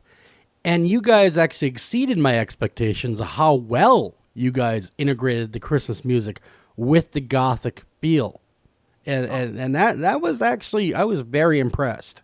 Oh, that's great to hear. Thank you. It's, we really kind of walk the line of, we wanted to be very respectful to the songs in their original form. Sure. And not take them in weird directions, of course. But, I think we went into it thinking, well, this is going to be a lot more balanced than we normally would do on a release because of the nature of the material and everything. It's, we were using instruments that we hadn't before in ways that we hadn't before. And I don't know, I just think there was an overall, kind of a mindset going in that it was like, yeah, this is going to be a little bit different, but we are doing that to make it work. And yet we still, want to keep it grounded in what we normally do. We don't want it to be so out in left field where, people hear it and they're going like, well, this is Midnight Syndicate. What, so. Yeah, exactly. But I just want to bring it to everyone's attention. Go to www, of course, midnightsyndicate.com. And there are some tracks for public consumption that you can click on and listen to. It'll take you to their YouTube channel. And I did watch the video of the Krampus with all those different holiday cards that you had mentioned. And it was creepy. It was very creepy. I was thinking, how the hell do people give this to each other? Oh, my God. It has to been done a little tongue-in-cheek. There's no way. I mean, even though it was done to scare the kids, and stuff like that, some of the stuff's just too over the top, you know what I mean? That it has to have been done in good humor. Yeah, it's just so strange to us because we're I don't know, those Germans. Those crazy Germans. I love them. I really do. I do. And, and it was effective, right? I mean, when you research Christmas, you find out how big of a deal, especially back in those times in the Victorian era, and certainly much earlier. It was really used as a tool to keep the children in line, and all the different countries had their own versions of a Krampus. Yeah. There was, like I mentioned, in the Netherlands they had a Black Pete, which was basically the same concept there. And in Iceland they had an ogre mother whose ogre children, would run into the houses. They'd actually, I don't even know if they were bad or if the kids had to be bad or not. The ogres would just come down the chimney if you didn't have a fire lit, take the kids and run away. Come back to her, and she'd eat them. Oh, jeez! And it was so grisly. And everybody would just propagate this. Like the kids eventually got onto it, but they wouldn't tell their younger siblings. Well, when I was a kid, my grandmother. stopped them. The government stepped in and said, they stopped. Enough of that. We're warping the children. Like that was like in the Victorian era, they actually cut that off. But I don't know. It's just fun. It's crazy. It is. It's fun and crazy because when I was a small child, my grandma was in her 80s, of course, at this point, and she would tell me every Christmas Eve, if you get out of bed, Krampus will get you. And I believed her. And she laughed because she scared the hell out. What a mean woman as I look back at it. But she took great glee in scaring the hell out of me. If you get up and you're waiting for Santa and you go to see Santa, Krampus will grab you and take you away. And we'll never see you again, so don't get up. Well, it's the yin and the yang. And it was, in the past, a much more balanced approach. You had the light. That was your St. Nicholas type figure who became Santa Claus. And then you had the dark, and that was Krampus and all the other various... Well, you got to have, like you said, the yin and the yang. It's the balance, because it can't all just be good. There has to be a downside. If you don't behave, if you don't do as you should, if you don't believe, etc., then there have to be consequences. It's interesting that in the 20th century, and especially in the U.S., that at least until recently, we really basically just got rid of the dark side of it, and we turned it into this. We've turned Christmas into something awe-inspiring. Let's go shopping. Yes. Yeah, exactly. A shopping experience. Hey, what I wanted to ask is... Well, can you hold on? We got to run the break. No. Can Yes, you hold that thought? We have to go pay some bills. But, of course, when we come back, more Midnight Syndicate coming right at you right after this. Don't go anywhere. Otherwise, Krampus will get you.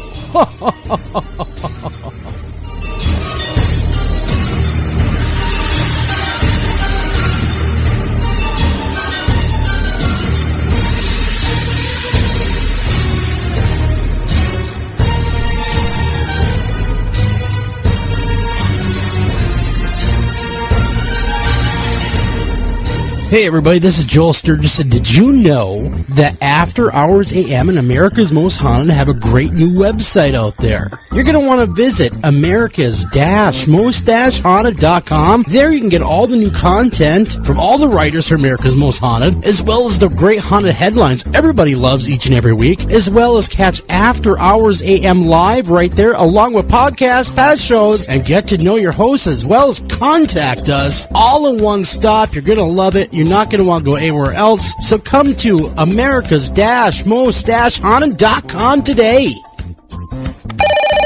Northern Tool and Equipment. I got a rather serious problem over here. All right, what are we looking at? Cranky mother-in-law asleep on the couch in the man cave. Dear God. It gets worse. That's impossible. She's passed out on the remote. I stand corrected. But what do I do? Okay, I want you to grab a Torrin Big Red hydraulic bottle jack. Okay. Now you wedge that bad boy in under your mother-in-law and crank her up skyward. It's working. And got the remote. Great. Now grab that Torrin Big Red 2-ton folding shop crane and put that woman on wheels. And away we go. There's no problem a little horsepower can't solve. Northern Tool and Equipment. Green light. Hey girl, school zone. I'm getting hungry. Car changing lanes. You want to meet me for pizza? Stop sign. Intersection clear. Yeah, street. Pizza sounds good. Ballin Street? Girlin Street! It's hard to concentrate on two things at once, like texting and driving. Stop the text, stop the wrecks. How will you stop texting and driving? Tell us at stoptextstopwrecks.org. Brought to you by the National Highway Traffic Safety Administration and the Ad Council. Hi, Tom Bodette. If pop culture is to be believed, roughly 40% of all people are actually vampires, or dating one. Well, undead or not, you can always save on a clean, comfortable room at Motel 6, even if you sleep during the day because direct sunlight turns you into a pile of sparkly coffee grounds. Speaking of which, we have free coffee every morning. You day sleepers may want to go for the decaf. I'm Tom Bodette, and we'll leave the light on for you. Book online at motel6.com. Do you have a question for our guest tonight? Don't feel like calling the show? Not a problem. Email those questions to afterhoursam@gmail.com. Again, that's afterhoursam@gmail.com. Get your stinking paws off me, you damn dirty ape!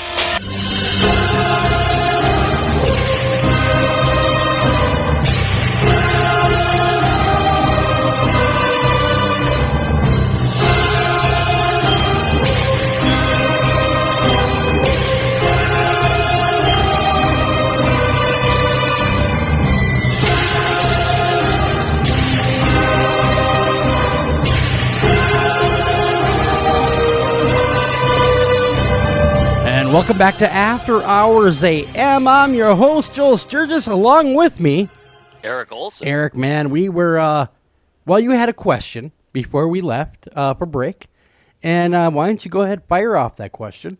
Yes, I believe we were asking Ed, where did the inspiration for your various themes for the book, for the the album, obviously, for the music, where did it come from?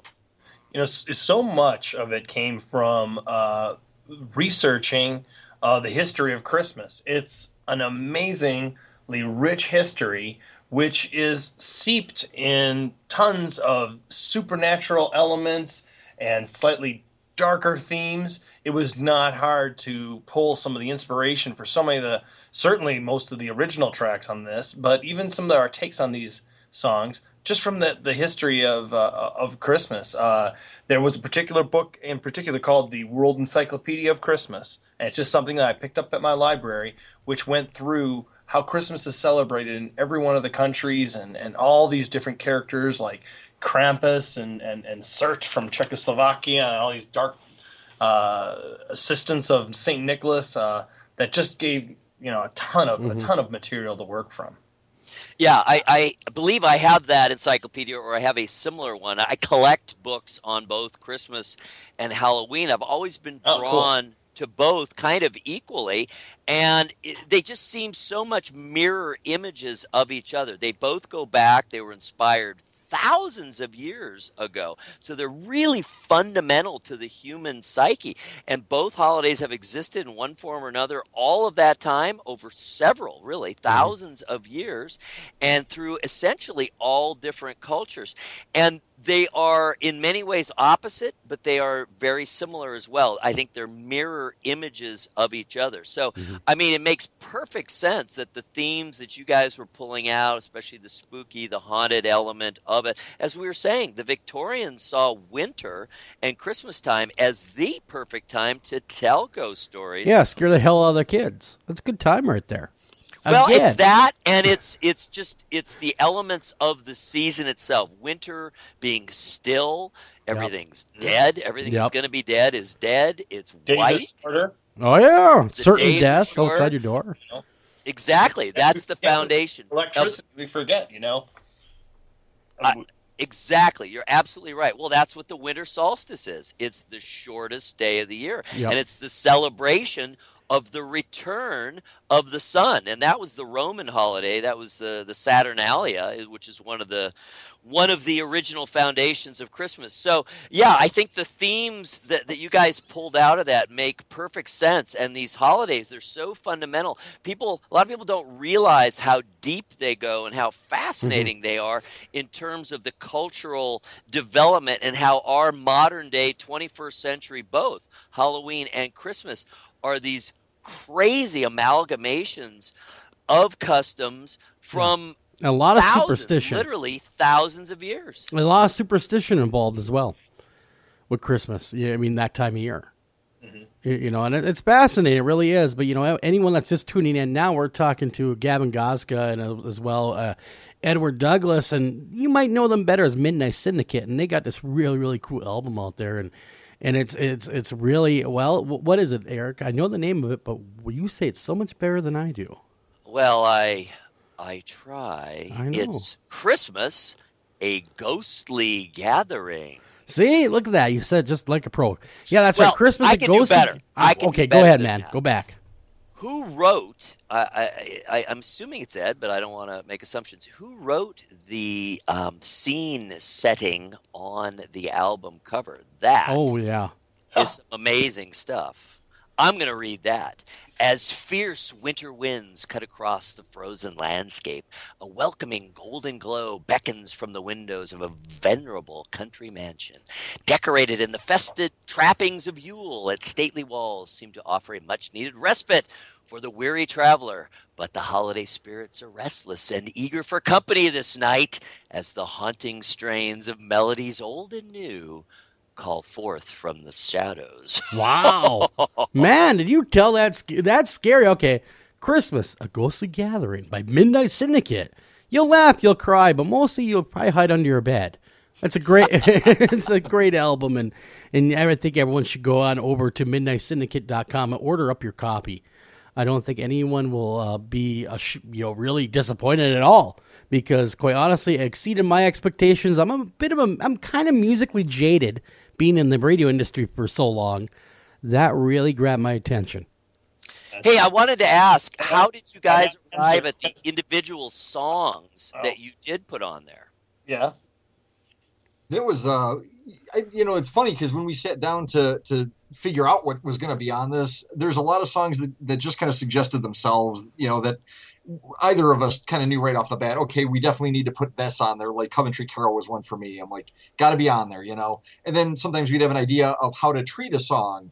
Like, again, for me, that was Up on the Housetop and Carol of the Bells. I just had ideas for both of those, like what I wanted to do with them and stuff. But the funny thing is, the songs that we originally picked, like if you want to call it our A-list, is what you hear on the album. We didn't have to go back and go, okay, we're short on songs. We didn't have a long enough disc here. What are we going to pull? Didn't happen. We just, that is exactly what we wanted it to be. And you guys really pulled it off. And I think we're going to play one that you guys might be really familiar with. I think we should go with, just to prove the point that it is different than anything else anyone that has heard. Let's do that, Up on the Housetops. We'll play that for everybody, get everyone's opinion on that, and I'm sure, or you know what? Let's go even better. Let's go Little Helpers. Everyone knows that one from when we were kids, right? Little Helpers, right? Right? Well, we're going to play that right now for you.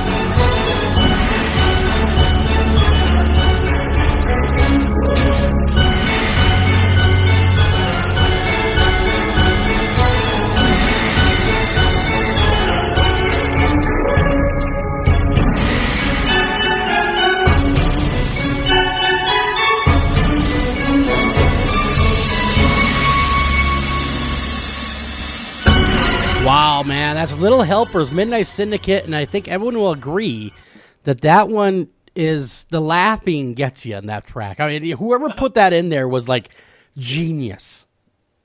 Oh, well, that's very kind of you. I mean, it just, that part of it gets you. We had a good voice actor named Dennis Carter Jr. who's worked with us a couple other albums, and he does most of those elf voices that you hear in there. But yeah, my daughter just had the idea when she heard that we were doing a Christmas album. She goes, "Daddy, you got to do an evil elf song." And so we're like, okay. Well, yeah, you got to do that. And so that's our evil. That's one of the originals on the album, like Krampus, and it's an evil elf song. I don't know if they're evil, but they're mischievous, little helpers. Because again, as Eric can attest, Santa had a lot of helpers as well. Little goblins or creatures that would help him out too. I think like in Hawaii they were called like menahunas, and there was Another name for they're called, like, I don't know if I'm pronouncing this right, but like Nicer or Nisser in like Denmark. But little elves. The whole story of Santa's elves came from these stories, these Christmas stories. Mhm. And Eric, I have to say, I didn't mean to cut you off before when I interrupted you when you were talking, but that wonderful thing on the back of the CD was actually written by Gavin. I do a lot of marketing, but Gavin's the guy. When I go, Gavin, I need something that sounds good, that's cool written and evokes images and stuff like that. I turn to him. He's good at that stuff. That's me tapping my many years as a dungeon master for Dungeons. Yes, yes, it is. It is. As a writer, it's excellent, and it's poetic, and it's very evocative. It really sets the tone. So forgive me. I'm sorry, Gavin. I apologize because I loved it. That was so fun to read, and when I saw it on the CD cover, I thought, man, that is just perfect. And like I say, the whole spirit of this thing just really brought to mind this Victorian image where it's spooky, it's still sacred. And you guys have, somehow managed to do that. Since we were talking about books and Christmas traditions, just I'm amazed and delighted to hear of your interest. And of course, you would have had to have done that because you guys are smart, and I know you do lots of research before you get into something. But there's a great book that gets really deeply into some directions I would have never, ever thought. It's called Pagan Christmas. Okay. The Plants, Spirits, and Rituals at the Origins of Yuletide. And it was originally German. It's Christian Ratsch, R-A-T-S-C-H, and Claudia Müller-Ebling. But it's amazing. And it really is. It's a lot about plants and the various meanings of the different plants and trees and the symbolism as well as the actual physical usage. But they go into all kinds of... I had no idea Christmas was so associated with hallucinating, at least among pagans, because there's all kinds of discussion of the various hallucinating plants, and of course the red cap mushrooms. Do you guys know about the red cap mushrooms and how in one theory that's behind one of the main inspirations of Santa Claus? Interesting. I did not know that. I did not know that. Interesting. That is creepy too. That woman's getting high. It's bizarre. Yeah, you'll see these decorations, and you see them kind of everywhere. And once you know to look for them, oh my God, they start popping up everywhere. These are the red capped mushrooms with the white spots, and you'll see Christmas decorations. Yeah, you'll see it appearing like that. Wow. So it's really a hallucinogen. Oh, it's a real hallucinogen. Yes, absolutely. And of course, if you think about it, the white and the red, that's the colors of Santa Claus and of St. Nicholas. Man, you're blowing the lid right off this thing. I am. So anyone who's really interested in the foundations, check out Pagan Christmas. And go ahead. I'm sorry, I cut you off. Oh, no, just that, like, I have a set of ornaments, and one of the ornaments is that big red and white mushroom. It's like an old set that's just they keep reproducing for many generations out of this company in Germany, and the mushroom is a very strange ornament to be hanging up with the red and white dots. But now maybe it all ties into what you were saying. It does. It's amazing. That ornament a little differently this year. I'm like, yeah, wow, exactly. The original connection was the assumption or the presumption that Santa Claus originally stems from a shamanistic type figure, and there's lots of different names. There's the wild man, and there's this and there's that. But specifically, this Germanic shaman who really focused in and used these mushrooms, and sort of propagated their popularity. Utilized, and this is pre-Christian, we're talking literally before the Christian era, at least in Germany, and so it's a blending of these various traditions, pre-Christian, pagan traditions, including things you would never associate with Christmas, like hallucinogens. No, I never would. I mean, come on, who would? I mean, really? You know what I like about Eric? It kind of doesn't it all kind of bring us together? It does. When we think about, it's been so there's been a lot of people getting bent out of shape about like the Starbucks coffee mug, and I think what I like so much, what I want, you'd hope for is people to have some sort of tolerance for everybody, and some acknowledgement that this is a special time of the year for so many people, no matter what your religion is, or if you're not, you don't even consider yourself a religious person. But when you see these roots of this time of the year and how far back they go, and you think of how many, we're all tied together. That's one of the other things I learned by reading the stories of Christmas and how it's interpreted in different countries, is just how similar we all really are, even though we might have, slightly different rules that religious. I don't know. I don't know what I'm saying right now. But what I'm saying is that we're all. It's all very similar. Yeah, I like that. I find that comforting. Yeah, I think it's more closely related than any of us really realized, to each other. Absolutely, I agree. Ed couldn't have said it better. I agree. That's a big part of my fascination with the holiday and Halloween as well, because again, there's so many similarities. They really are kind of mirror images of each other, because both sides, the light and the dark, go back to so many cultures and really span the globe. And it's not, if you take out the details, if you just look at the structure of it, there are many cultures where there has been a savior, the birth of a savior. That savior is, somehow related to a deity, whether it's the Son of God, or etc. And that time of year, in all cultures or most cultures, has been associated with the end of the year. Because, as we were saying before, that's when the winter solstice is. That's when the sun is at its lowest. That's when things are at their absolute slowest ebb. That's when things are moving the slowest. It may be the coldest. It's the shortest day. And that very next day, it's the rebirth of the sun. It's coming back. Whew, thank God we farmers and hunter-gatherers will have the sun to count upon, one more year, and we will survive. And as you guys were saying earlier, deep. That was in pre-electrical times. Think how long we've had electricity. Yeah, a little over 100 years, 150 years. Prior to that, and artificial illumination of any kind only goes back a few hundred years. So, if you think about it, it really was with the people for almost the entire history of mankind were so dependent on the sun. So to see the sun returning, oh my, that was really something worth celebrating. Well, yeah, we've only had electricity for maybe less than a tenth of human existence. I mean, not even.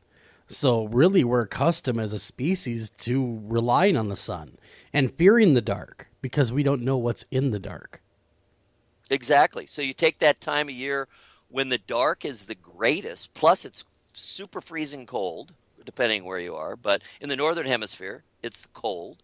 And, it's frightening. And so think of the rituals that would come, because you have to appease the gods, or you have to appease the spirits or the elves, or whoever it is. And so you would have these very important, deeply ingrained rituals to celebrate, well, first to request, to implore the return of the sun. And then when the sun does return, just think how important that is. And also, it's a semantic thing, but think about this. Sun, S-U-N, and sun, S-O-N, are pronounced exactly the same in English. Yes, they are. Yes, they are. But that's really true, Eric. I mean, I'm sure that Ed and Gavin both agree. I mean, if it weren't for electricity and the modern conveniences, we would be huddling in the dark again, praying for the sun to come back. Right on. So really, I mean, we're not that far removed from those days. And, thank God for electricity. Let me be the first one to say that. All right, well, we want to know what's next for Midnight Syndicate. Ah, yes. Well, we're, we did the live show last year. We're kicking around some ideas and some possibilities for doing a live show in 2016. That's kind of where the focus is right now, just exploring all those options and seeing what we can get happening and stuff. So. Mm-hmm.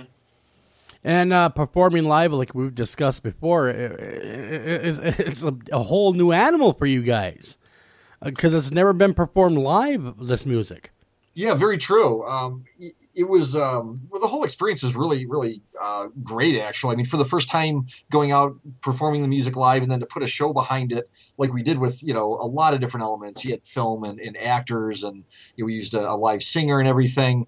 It's you go into it thinking, okay, what's going to go wrong and stuff, and it all just kind of fell into place. We had great luck with our cast and crew. They were fantastic to work with. Cedar Point was fantastic to work with. So it couldn't have gone better as far as a first experience. I think both of us look back on it and go, wow, that was just, yeah, there it was, So when's the nationwide tour going to kick off? Yeah, right on. Well, the show is more set up like a theater production right now. So we're more likely to find a spot and stay there for maybe a month or something like a normal show would run. And it's a shorter show right now. So the amusement park that 20-minute show length is really it really just works well for that right now. Mm-hmm. But our long-term goal is certainly to do a full 60 to 70-minute concert that we would take to different cities across the country. That's definitely our long-term goal. It just looks like maybe the next time we do it, it would be just another city, somewhere else in America that we would, sit down and play for a large multi-weekend event. Mm-hmm. I look forward to you guys coming to my neck of the woods. Then I would definitely be in the front row because Nice. it would be cool to see, and I think that you guys have what it takes. And, obviously you guys have what it takes. And I just think that you guys are really, and I don't mean this because you're on the show, but I mean this as someone that enjoys your music, are really musical geniuses. And that's really a hard thing to come by in today's day and age. Something that's unique and new. Oh, thank you very much. That means an awful lot. Because everything's so canned now. I mean, the music industry is so, who's going to be the next Taylor Swift or this or that. There isn't enough unique music out there anymore, in my opinion, anyway. Like what you guys are doing, that I think more people should be out there experimenting more than what they do. And thank God you guys are out there kind of blazing that trail, because if you guys weren't out there blazing that trail, who really would be out there blazing that trail? Yeah, because this genre of music has really exploded. Yeah, there's a lot more people doing this kind of music than when we first started. There wasn't really anybody. I remember those early days when you guys were, had that first album out, Midnight Syndicate, in fact, self-titled. And it was so different than anything anyone else has seen, you know what I mean? And, or listened to rather. And it really was, holy crap, how these guys making this music. And then to find out you guys are composing the music apart and then bring it together is even more awe-inspiring. It's not like you guys are together in the same studio. A lot of people are surprised to hear that. We do stay in contact during the whole process, to make sure we're on the same page and that we're covering all the themes and stuff, the way we want to, that it's the whole album is turning out the way that we would want it to. But we do all the writing, actual writing and stuff independently. So yep, exactly. But when you guys told me that, because I was used to artists that were always in the same studio, doing their work together. But then when you guys told me that, I at first didn't believe it. I really did. I'm like, okay, whatever, guys. But then when I realized it and we talked further, I was really floored. And the way it comes together is something, it's something that is really unique and special. But I want to leave the audience with one more taste, if that's okay with you guys, of the album. And that's Carol of the Bells is what we're going to play on our way out. And good call. I just want to leave on a high note. It's great having Midnight Syndicate on again. We can't thank you guys enough. Gavin, Gozka, we got Edward. Well, where did my Mr. Oh, Eric, thank you again. Eric had a mic issue at the very last second, and he wanted to wish you guys all well on your way out. And thank you guys for coming on the show. With that being said, everyone, you guys got to listen to this and enjoy.